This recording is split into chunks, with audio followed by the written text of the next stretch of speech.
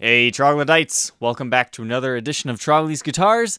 Today we're gonna make a video about a topic of vintage versus modern Silverburst Les Paul customs. Which one should you get? I know I personally struggled with this myself. I think it's been a while, about 8 years or so since I first bought my brand new Silverburst custom, which I ended up selling. So I really wish somebody else would have made this video before me to kind of help give me that guide. So that's why I thought, hey, why not make this topic? Alright, so the Silverburst finish was first introduced in the late 1970s, prototypes appearing in 77, while typically 78 is considered the first production year. This mysterious finish was not exactly the most popular at first, but akin to the burst, over time they became increasingly desirable. They age really cool, but some people don't like the aging. There's just a lot to the Silverburst. There's many vintage and modern examples to choose from on the open market, and it can be kind of tricky deciding on which one to get. Once again, I personally struggled with this same question, and unfortunately made the wrong decision for me the first time. So I've created this guide to kind of help you make the right decision the first time. First point, price. I can't afford a vintage example, I will just get a modern one. That statement would be false. This is what I personally thought at my time of, buying my own Les Paul custom. I just never really knew anything about the vintage or used realm, or how to even search one of them out. I just assumed if I could find one, it would be ridiculously expensive because that's what old rich business guys collect, right? But how wrong was I?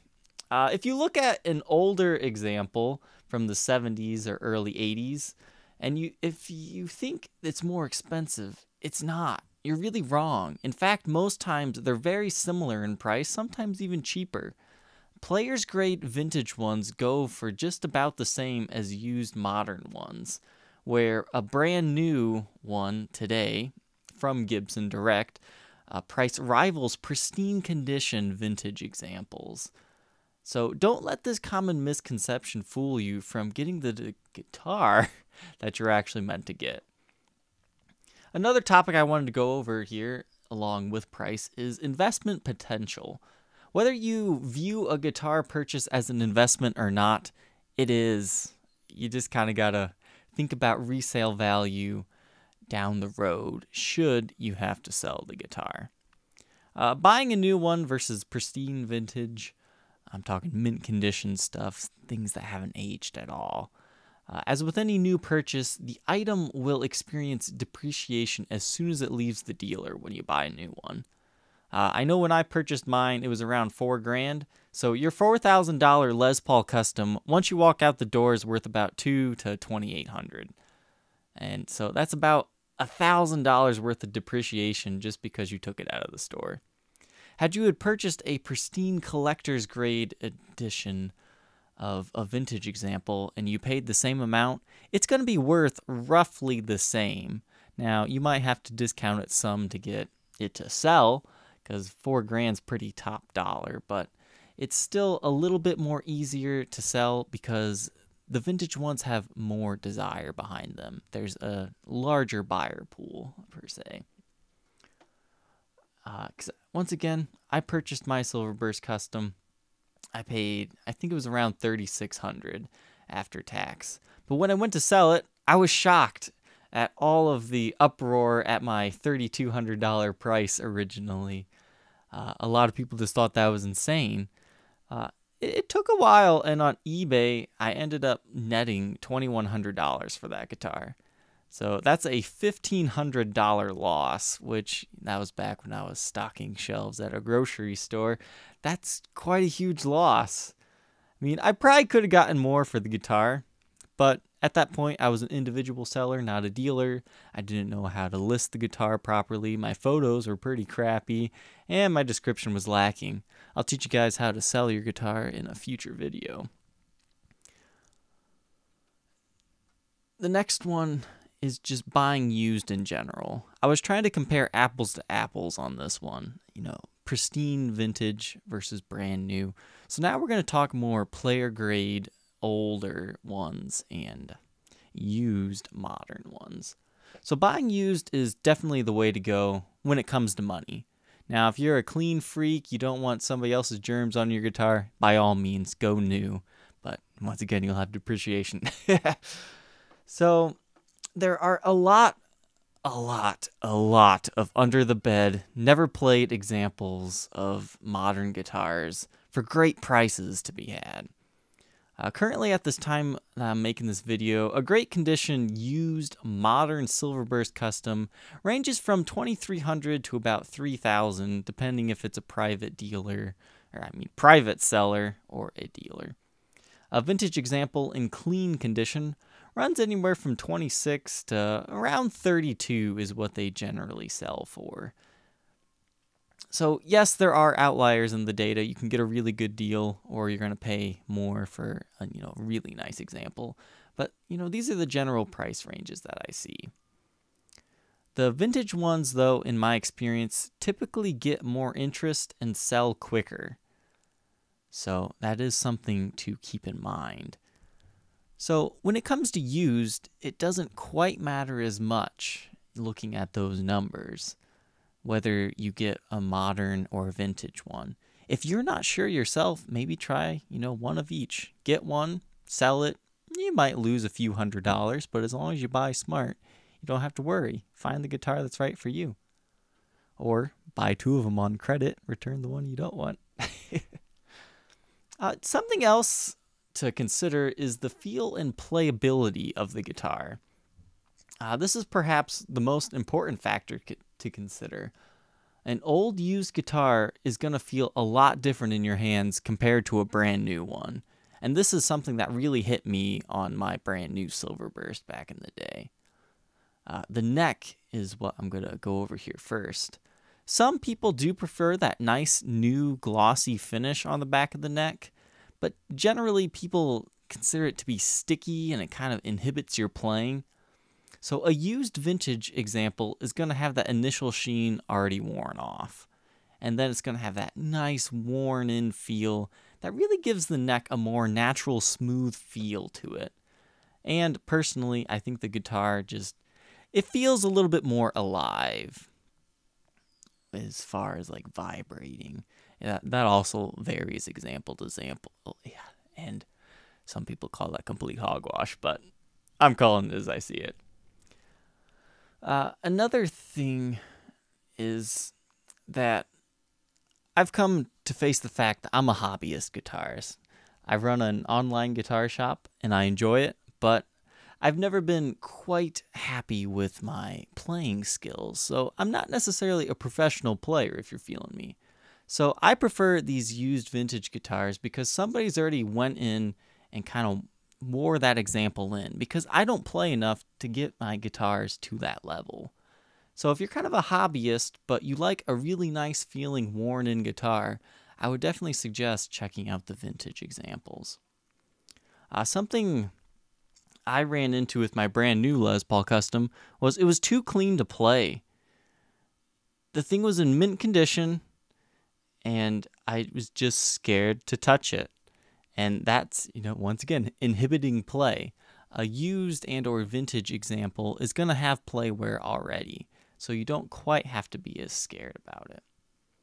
Another misconception is that an old guitar is going to have issues or it's closer to breaking. And that's not exactly true. It might be true that the old one might need some light work to be in top playing order, but most repairs aren't as expensive as you'd think, and new guitars can also need the same work. This is mainly talking about fret work. Most frets obviously show wear over time. They start showing small little divots. Sometimes they can buzz depending on, how much play wear it has.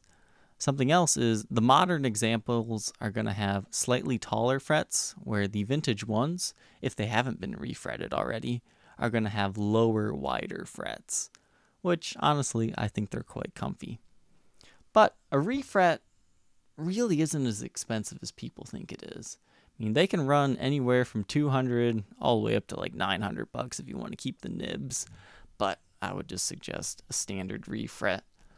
And you could also be worried that the neck might have issues because it's an older instrument. Obviously, you need to check for warps and a strip truss rod, but if the neck is currently good on it, it's actually a lot more likely to stay good than a brand new guitar that's a little bit more unpredictable. Construction is the next topic here.